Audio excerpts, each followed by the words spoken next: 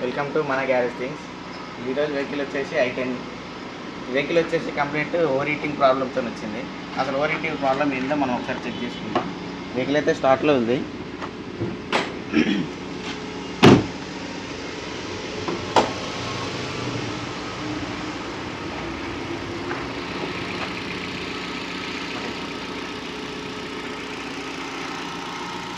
వచ్చేసి కూలెంట్ గిలెంట్ అంతా మంచిగానే ఉంది. కాకపోతే వెహికల్ కస్టమర్ వచ్చేసి ఒక 10 కిలోమీటర్స్ వెళ్ళిన తర్వాత బండి ఓవర్గా హీట్ అయిపోతుందని చెప్తున్నాడు. అసలు వెహికల్ ఫ్యాన్ తిరుగుతుందా తిరుగుతలేదా ఒకసారి చెక్ చేద్దాం. ఒకసారి వేసేసి చూద్దాం.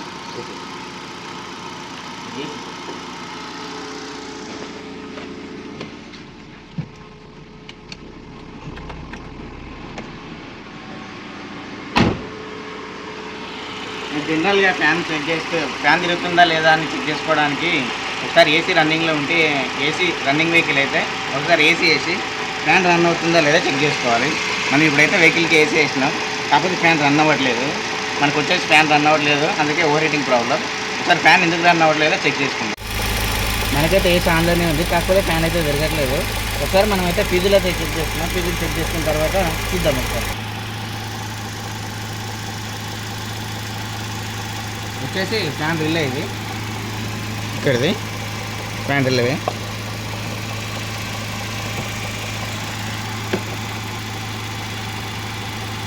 ఎంత కాలిపోయిన అయితే బాగా వాసన వస్తుంది. ఒకసారి రిలే అయితే చేంజ్ చేసి చూద్దాం. ఒకసారి రిలే ఒకసారి అయితే మనం పెట్టి చూద్దాం.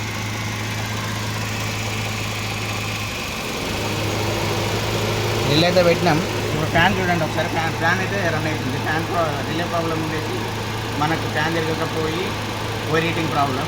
ఇప్పుడైతే ఫ్యాన్ తిరుగుతుంది. రిలే వేసిన తర్వాత మనకైతే ప్రాబ్లం సాల్వ్ అయిపోయింది. ఒకసారి చూడండి, ఫ్యాన్ తిరుగుతుంది.